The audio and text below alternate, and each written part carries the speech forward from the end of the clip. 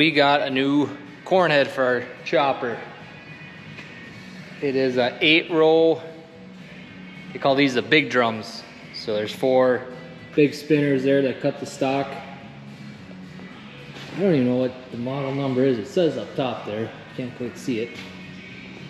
So it's 778. I'm not really sure what numbers are, what they mean. A head's a 630C. That's what it is. So before we had a 8-row, but they had it was a small drums. So there's 8 individual small drums. Each drum cut its own row. And I didn't have much issue with it. It seemed to work fine, but it was getting old. There's a lot of wear on it. It worked, but like the metal on the inside where the stocks would rub against were getting really thin. You couldn't fix them without replacing a lot of stuff. And corn head's very important when we're making silage. We really want to not have breakdowns. Hopefully, we want to just keep chopping, get it all put up. So this is something we decided to upgrade last year. So we purchased it last winter. It finally came in now. And we went with the big drums because they actually, from what I understood, they don't make the small drums new for this series of chopper anymore. So really our only option was, if we wanted something new, were the big drums.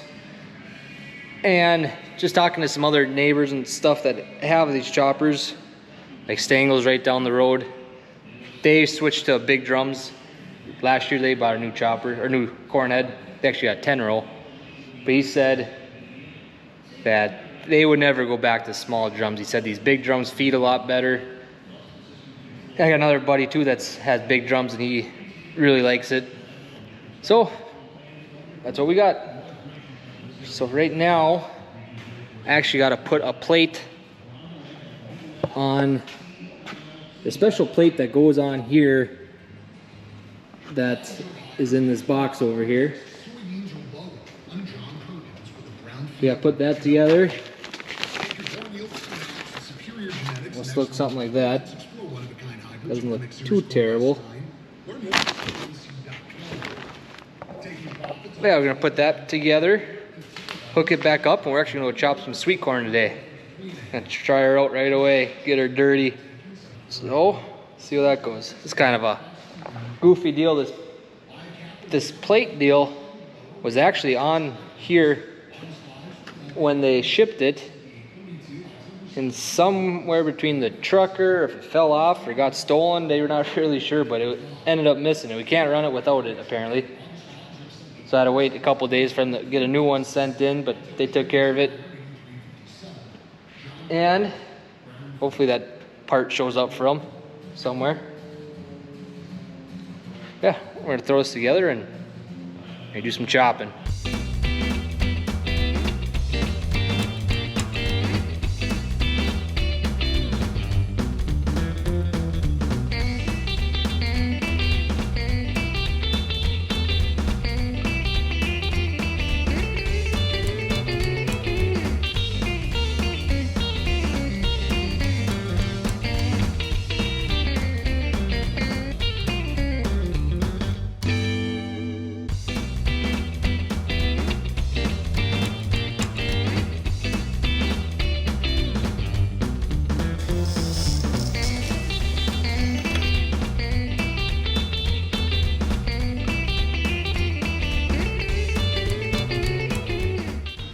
Alright, they're hooked up. So these pieces could adjust, they could swing out more. So I'm guessing once I hook up to the head, we'll see how close, if there's a gap in here. I think they're designed to open up so less corn can fall through. But we're just gonna hook it up now and run it today. See what it looks like first. Make sure there's clearance in there, and not that I bend them up right away. The biggest reason for this bracket is there's a sensor here on the chopper side, and there's this little bolt here has a magnet on it. Supposedly that tells this head, so there's brakes on these drums. Assuming that's something to do with this. But the other one didn't have them. They just stopped on their own or slowly spun, but these are so big, it takes so long for them to stop, they actually got a brake in there. So something with that sensor tells it that this head has brakes and makes them stop. Learn something new every day. So we're gonna hook her up. Hopefully she runs. So it might be kind of trickier to hook up. There's this extra shield on here and it's pretty tight up against here. So we gotta make sure we get lined up good, not that we get everything all bent up right away. We put this plate on that came with it. That just makes this gap from the head here to the feed rolls. Actually, that might even sit right in here. I don't know, see what, hopefully that goes in there. Anyway, it just helps prevent more corn loss. Yeah, let's hook this bad boy up.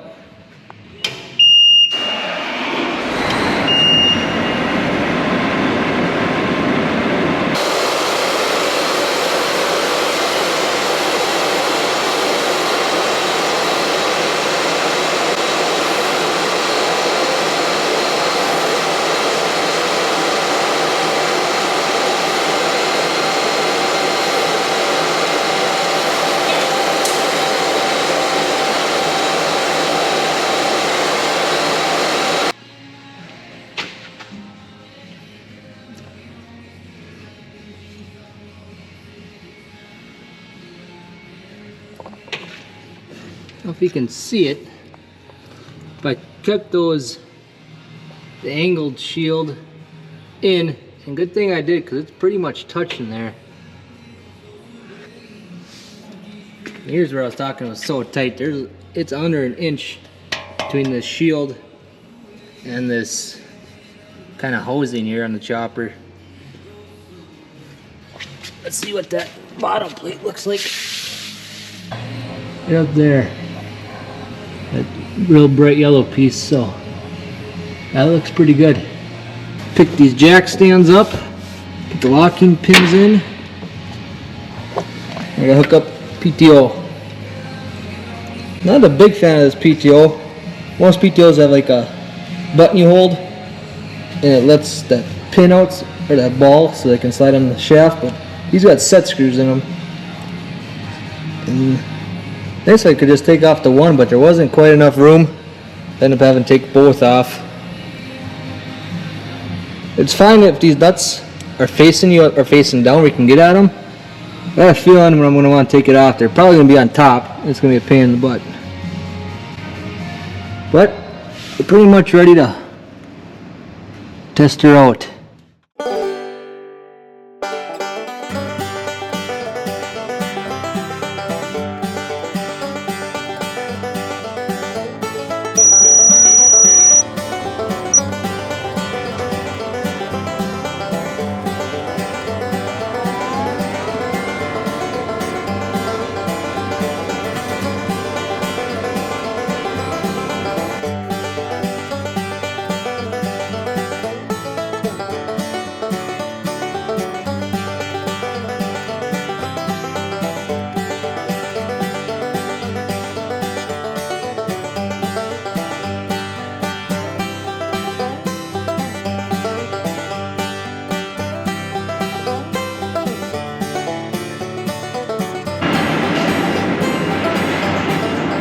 Alright, so we just chopped right around half a load.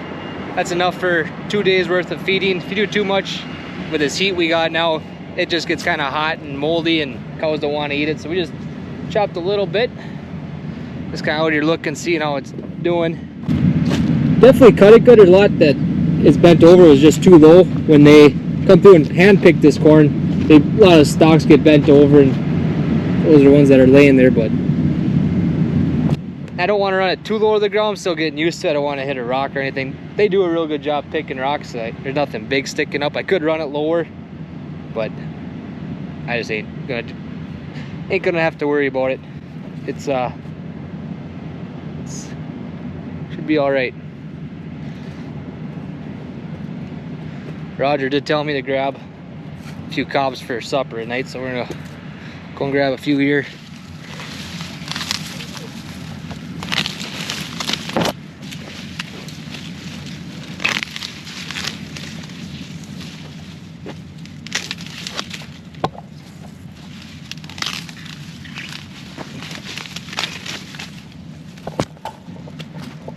All right, I got supper tonight for the cows and for us. So actually we don't give this to the milk cows. They do good off our BMR silage. This doesn't have much starch in it. The corn's really sweet, a lot of sugar and stuff. It's really sweet, it smells really good. Obviously it's sweet corn. We just give it to our dry cows and heifers. It saves our BMR silage for the cows. That makes it last a little longer. Yeah, just works out for us. It's all dirty.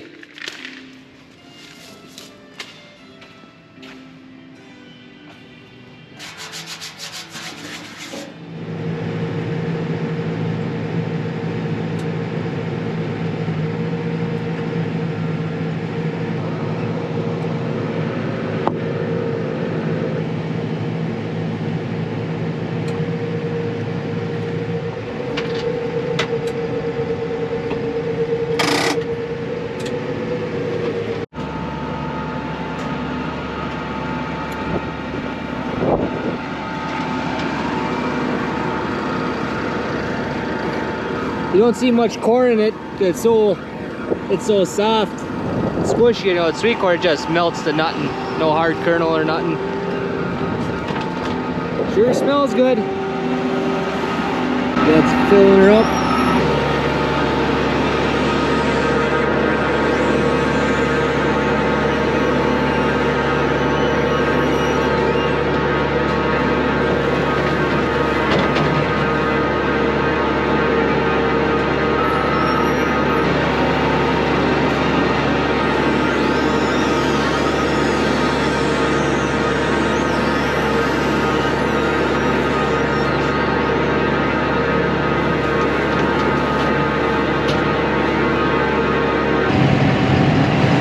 Alright, so there's a little too much to give them today, so I'm going to drive over just to pack it down just so it keeps a little better. Kind of squishes the air out of it.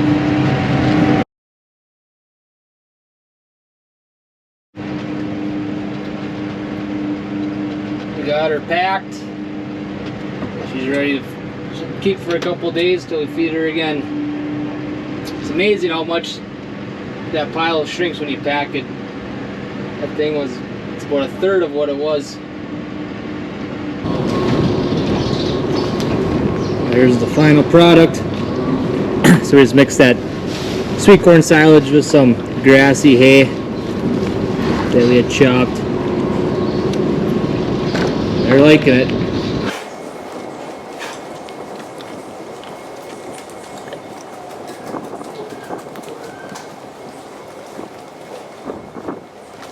A lot of dry cows right now. It's nice. A little less to milk right now, and they'll all be calving within 2 months. So that means calves, you know, they'll be higher milk producing when they come in. I like having dry cows. Some days I wish they all were dry, but that's how dairy farming works. Well, that pretty much wraps it up for this video. Yeah, we'll show a lot more chopping once we start chopping, I guess, get some better footage. But this is kind of the first day with that new head, trying it out. Everything seemed to work as it should. Hopefully it stays that way. Well, it's about 4 o'clock right now. We actually taking the night off of chores. We're going to the circus in Piers. I don't know if they do it every year, but we've never been there. So we're taking the kiddos there. I've got a feeling they will enjoy that a lot. Heck, I think I might even enjoy it. Never been to a circus. Been to a zoo a few times, but not a circus. It's kind of a circus around here most days, but we'll see what a real circus is like for once. So thanks for watching. Catch you next time. See ya.